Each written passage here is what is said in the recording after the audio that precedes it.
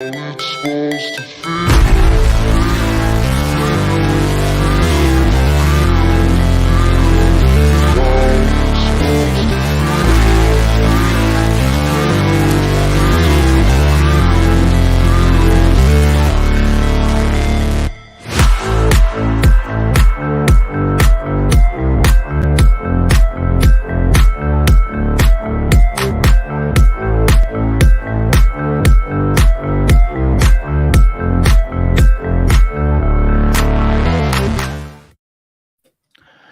Yo, yo, yo. Welcome to the NS9 postgame show, part of Pittsburgh Baseball Now. I'm your host, back in the house, Anthony DiNardo. With me, we got Jim Rosati. Pirates lose again. I will say this, though. They end the streak of one-run losses, and they lost by 2 today. Well, there you go. Something to be happy about, I guess, right? Right. No, it was a rough game. Offense was just terrible. And I mean, the pitching was good. I'm not gonna. I was gonna say outside of Hayes pitching and was Reynolds, very good. It was terrible. Yeah, those two did well. It was the rest of the team that couldn't get it done. Just amazing Pirates fashion tonight. You know, I mean, honestly, and we joke about this. You know, we do a little stuff behind the scenes. NS9 Bets hasn't really totally been out there lately, but you know, we talk about things we want to put money on. And I'll be honest, Patrick Corbin today, I told you guys, I was like, hey, especially when the lineup came out, first thing first, Shelton's lineup of Hayes, Reynolds, Cruz, and then Chavis. I thought, especially against Corbin, maybe the most perfect 1 through 4. I mean, this is great. This is great. Like, good lineup, right? Top heavy. Corbin's pitching. I said, guys, if you guys want to put money on the first inning runs, this is the game to do it. No, I didn't actually. But what? And then what did I say? You said, didn't Corbin pitch a no-no? It's like the 5th last time. Yeah. Which, by the way, I looked. He did pitch 5.1 or something innings. Gave up 2 runs that outing. So okay. Were they both in that 0.1 inning though? I didn't check, but probably. I think they were. I think he was like rolling. Yeah. No, I mean this is the second. I mean, has Patrick Corbin had 3 good starts this year? Because he's had 2 versus the Pirates. I don't know if he's had another one all year. So I did look also. So he's had, when it comes to just 2 runs, obviously tonight, I think there was against the Pirates, and then maybe 1 or 2 others. And then he also had 0 earned runs against the Mets. Outside of that, 3 earned or more. Okay. Again, I mean, I posted it. Coming into this game, he had 73.2 innings pitched. He's given up 104 hits and 54 earned runs in that time. And he made the Pirates just look absolutely silly. I mean, 12 strikeouts too. I mean, it wasn't even just he wasn't just getting outs, right? Like he was coming up with big outs. Like O'Neal Cruz and Michael Chavis were up multiple times each with runners on base, and he took care of both of them, no problem tonight. Quite easily. Just he made them look silly. Well, first off, Cruz he can't lay off that slider. He needs some seasoning there. Well, I mean, he's faced 1 week of major league pitching.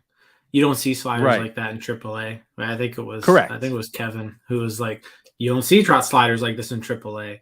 Maybe if he'd been in the majors, you know, the first 2.5 months of the year, he'd know how to hit that slider by now or know how to lay off of it.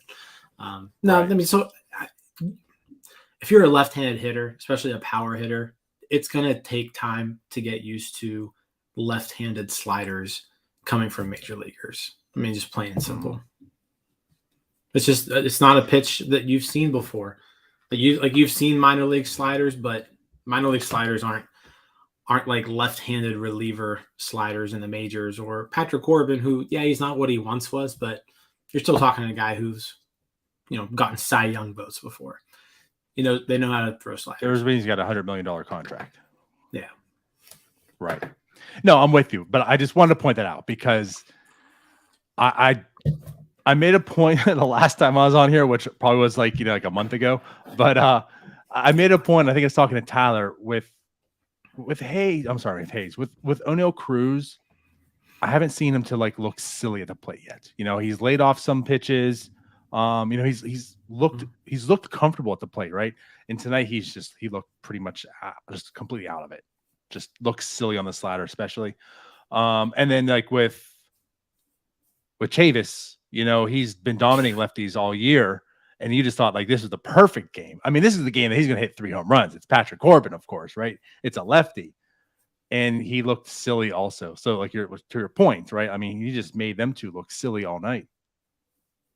Yeah, and that's ultimately what it came down to, because Hayes and Reynolds both did a good job to kind of set the table. It was just no one after them could do anything. Right. Except for Diego Castillo, who has it's June 28th, right? June 28th. He has 9 hits this month. 6 of them are home runs. Just nice. It's ridiculous. It's funny because he is at that tier where you're all these guys are coming back, right? I mean, I guess Kevin Newman, Josh Van Meter, these guys are going to come back on this major league roster, and you would assume Diego Castillo is on that tier of possibly getting demoted, right? And he just it's not pretty, like you said, it's only 9 hits. It's not like he's producing, but he comes up pretty big when he does. So right. He's just and it's been more recent too, I feel like. So it's just he doesn't want to go down, but I don't know if he's really making the case. I mean, the occasional home run is nice, but yeah, you got to do something else, just anything else, right? He made a couple better routes on the balls in the outfield. Yeah, maybe not. I mean, if I think if you have an outfielder playing there in the 8th inning, that ball over his head is caught. I agree. But again, that's not really his fault. You can't blame Diego Castillo because he doesn't really know that position. He was never taught the position. He was going to throw it out there because Pirates don't want to have outfielders. That doesn't make sense. I mean, we've seen maybe half the games this year with 3 actual outfielders in them, and it's right. I feel it always comes back to bite them too. When they decide to put that infielder in the outfield, I always feel there's some pivotal game moment, and it's that's it. That's why they lost, right? Yep. And today was no different. But going back to I think the main thing with again the no hitting, but Tyler and I talked about this last night. This bullpen is it's terrible. There really is no one reliable outside of David Bednar. And then you look at Will Crow and you're okay, I trust Will Crow. And then say what you will about Chris Stratton. He's probably the only other half capable reliever in that bullpen, other than maybe De Los Santos, because it's still early. Not really sure we have there, but yeah. When you only have 2 guys that you can rely on, and you have to pitch them multiple innings, you're now seeing the wear and tear of only having 2 competent relievers is having on this team. Right. I'm totally with you. Again, we keep going back about Shelton and his bullpen usage, and you can question a lot of it, but he also is just given what he's given, and it's not a whole lot he can really do. So I'm totally with you. My biggest argument about Underwood earlier, right? He's been on the shelf for a bit of time. Now he's coming back, and he's probably going to use in this role anyways because you need him to, right? But again, by default, I feel Underwood would be a much better pitcher if he's using just 1 inning. Much like Stratton, Will Crow, he's gone multiple, and he was a starter. But it's you have to use your best relievers in these multi-innings to try to salvage wins. And you're seeing, like you said, you're seeing it catch up to them right now. This bullpen was lights out in April. Lights out is too far. Apologize. But these guys that we're talking about in the bullpen were pretty much lights out. It was Peters and Crow and Bednar, and of course Romansy at that time, just carrying this bullpen, and just shutting everybody down, and that was leading to the wins. And you can't just go out there every night for 2 innings. Again, you saw what Underwood did last year, and I feel part of his problem was he just pitched too much. He probably is a better pitcher than what he shows. And now that's what you're getting from Stratton, and now you're getting from Crow and such. Yeah, and I guess it's just this is Shelton and what he's doing. I don't know if this is a directive from the front office, but like he's obsessed with having guys go multiple innings. Also, like we talked about it last night with Stratton. Tonight, I understand sending Crow back out there for the 8th because again, like what else are you gonna do? Who else do you have that you trust to put in the game at that moment?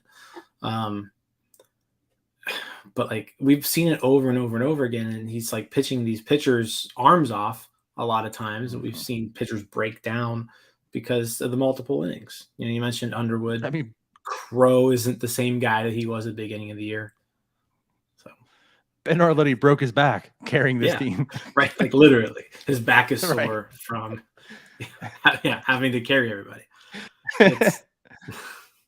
It's crazy. Like and like the bullpen is the easiest thing to address too during the offseason. He really didn't do anything.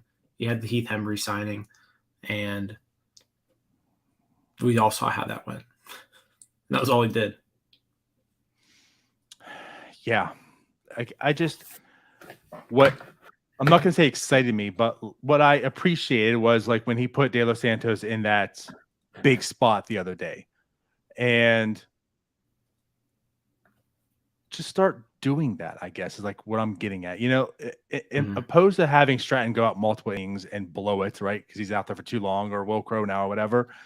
Give you that opportunity, like you said, De Los Santos. Like give some of these younger guys some of those situations. You're going to lose the game regardless. That's what they're doing. It is what it is, you know. And this isn't a year where you're really competing, anyways. Clearly, you proved that this offseason there's no intentions of actually winning. Like that wasn't the strategy. So I guess just what I'm getting at is just start using some of the other guys. You have one guy out there who apparently has the same stuff as Clay Holmes. Do we have to get into this now? Do we have to bring in the fathers now? Because I'm sorry, Walter, but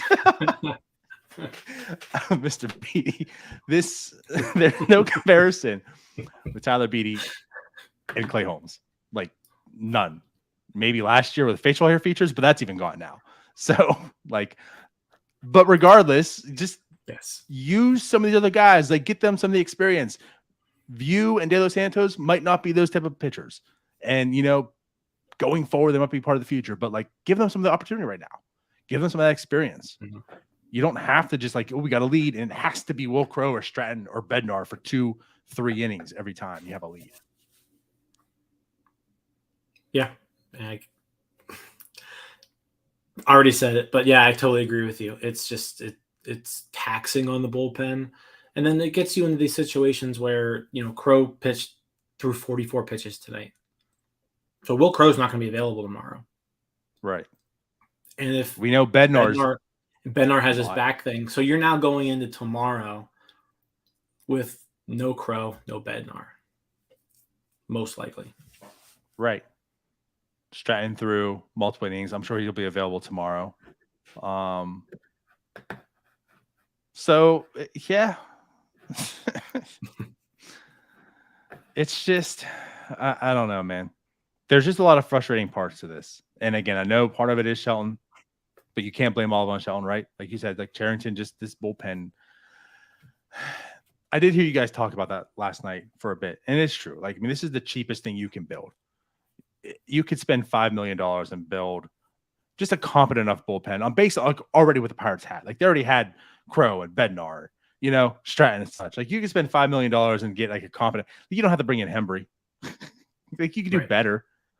And at least that gives you a comfort level, you know, like you can at least be comfortable going to people if you need to in spots like this. And they just don't do it. They like Shelton doesn't have that at disposal. And it just stinks because like you said, that the streak of 1-run games. I mean, how many games could the Pirates have won and snuck out? And like it's not like the offense did them any favors there. Like this offense is in a huge funk right now.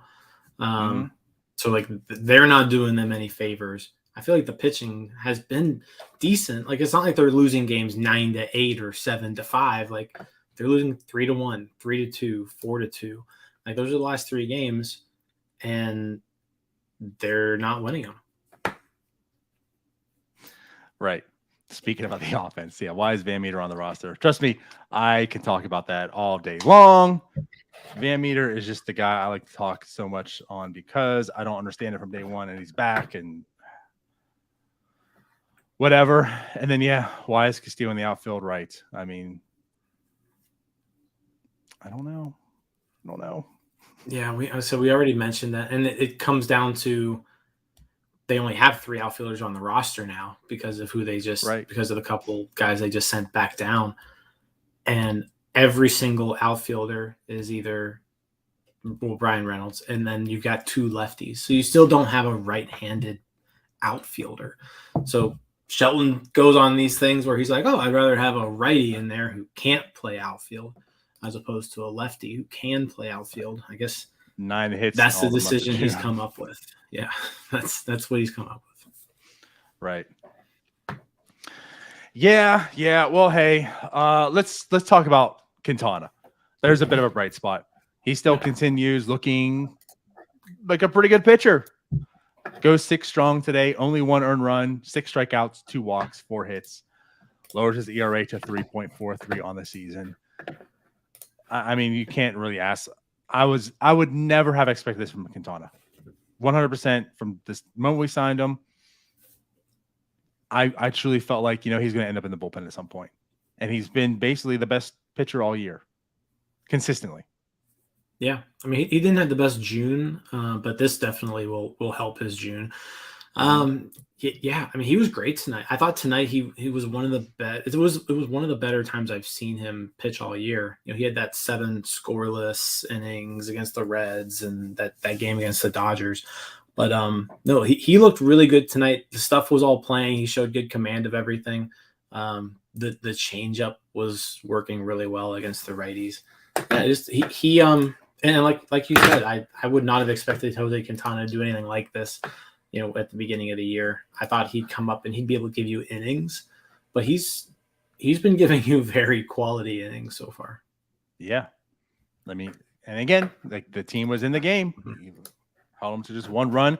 This is the team that has the least strikeouts in MLB. And the Pirates actually put 10 strikeouts on this team. So, I mean, there's something because before Crow, of course, fell apart and gave it the 2 runs at the end. I mean, he was looking fantastic.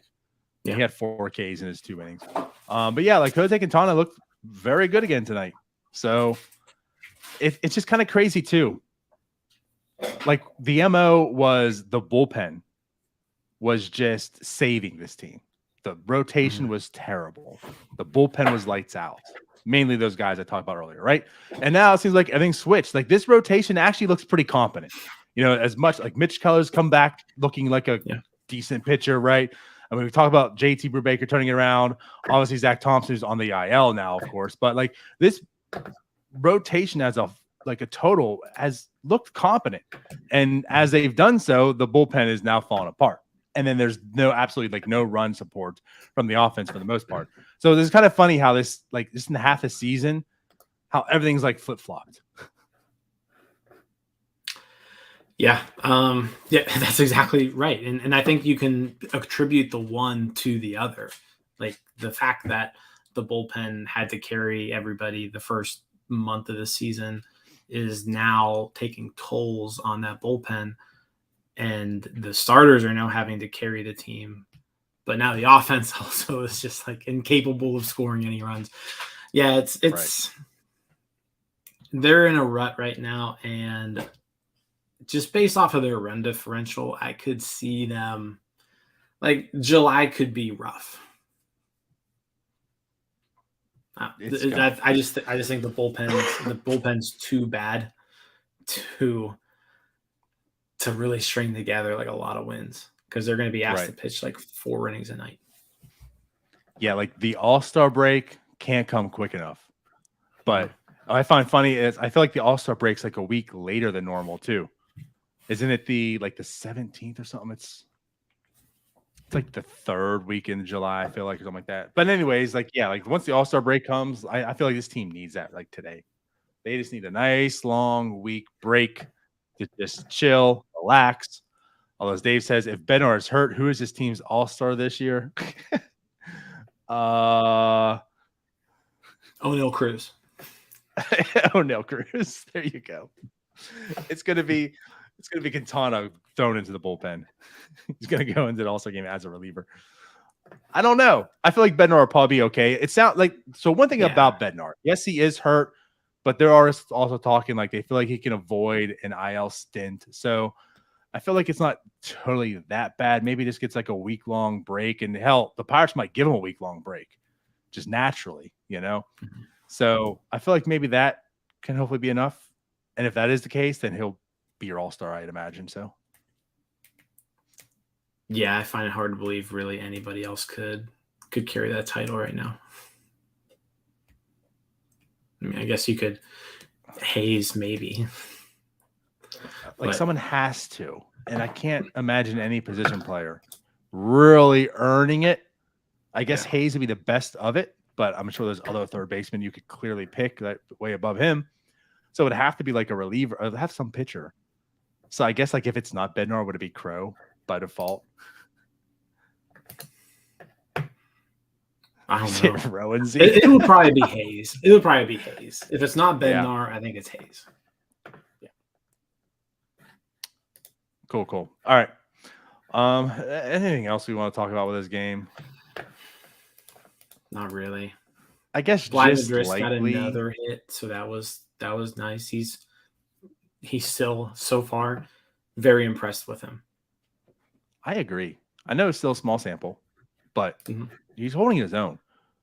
I really felt this would be a very short stint for him. I really felt like once Yu Chang comes back, that's probably like his going. I said Yu Chang. When who am I thinking of? Yoshi comes Kevin back. Newman, It's been Yoshi, so long. no. When Yoshi comes back, I felt like that would be like his calling, like, his time to go, him or Newman or whatever. But I don't know. I mean, first off, he's an outfielder. This team needs him. Right. I'll be the lefty. I mean, there's only 3 of them. So right. But like he's holding his own. He's playing himself on this roster. Like, I don't know how you can really send him down with what he's doing, especially when you have guys like Castillo. Yeah, no, absolutely. I mean, right now, like I said, I guess Gamble is close to coming back. So that would give you another lefty outfielder. So yeah, that'll be interesting to see what they do. Cause bringing I mean, they've got 3 guys that they're going to have to make room for. I mean, it won't be too difficult to make room for them, but Gamble, Yoshi, and Newman are all coming back. And I would imagine and all Marisnik. 3. At some Marisnik's point, a little bit quickly, later, but yeah. But like with those 3, like all 3 are being put on the active roster. And I know clearly Yu Chang is going to have to be one of them. That's cut right? Obviously. But like, I don't know, man. How do you look at this roster? And I don't know. I just know what we would do is probably going to be much different than what's going to happen. That's going to irritate me.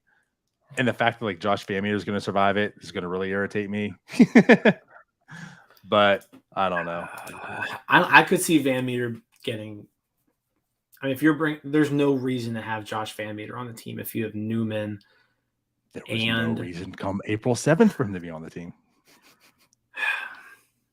Yeah, true. I don't know. Right. Well, I guess in April you had extra roster spots. Sure. And then he survived those choppings. Right. He's just that good. I don't know what to tell you. I did just want to bring up one thing though too. So I know we kind of harped a little bit on how he looked offensively with Cruz, but also he makes his first error tonight. Just to highlight that. So again, like it wasn't a good game all around for Cruz, but he did make an error. Now he certainly lost his footing. That didn't help. If you saw, he just looked like he slid on the dirt. Really, he made a nice defensive play, and then he turned, and his feet just like went out from under him. And he regrouped, so they're not totally to blame. But yeah, it was kind of a bad throw. Chavis was able to bail him out this time, so he does get his first error today. That is going to come with the territory with Cruz, right? We don't understand the throws. So, yeah, defensively, we finally saw O'Neal Cruz's first error. Yeah, didn't end up costing anything. He kind of picked a good time to do it. If you're gonna do it, but yeah, it'll happen. I mean, how many times has a Pirates shortstop played 7 games this year without committing an error anyways? I don't know, because we can talk about, I mean, Kevin Newman was certainly doing it, and that was like his calling card. Right. So yeah. It's just certainly wasn't Diego Castillo. He wasn't horning down. It wasn't Rodolfo Castro. So, yeah. Cole Tucker. Forgot about Cole Tucker. Oh, boy. All right. R.I.P. So, yeah, there's not too much else I guess I really want to bring up either. So, is that it for tonight? That is it for tonight, I think. Tomorrow, day game. Mitch Keller on the mound. Do we finally end this losing streak, DiNardo? 5-game losing streak. Mitch Keller against Paulo Castillo. On the mound.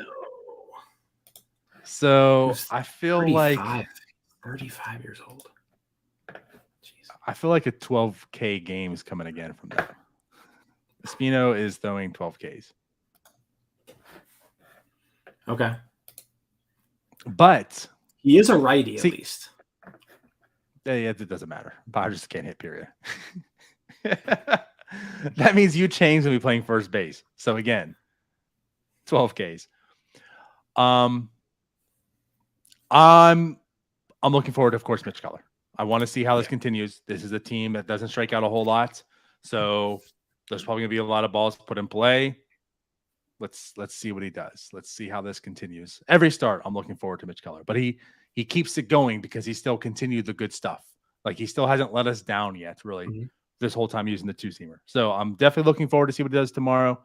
There's not going to be much of a bullpen, as we talked about, so he kind of needs to be pretty efficient if there's going to be a win. Yep, I think that's the big thing. Like, he's got to go 6. I mean, he's got to go 6 at least, right? I mean, Quintana went 6 today. If it goes, that didn't even work. Right. I'm saying, like, if he goes 6, we might need Stratton to go 2. And well, let's try to get 7 tomorrow. Come on, Mitch, you can do it. Need at least 6, though. Right. Yeah. All right. Well, then I guess that is that. So we will see you guys tomorrow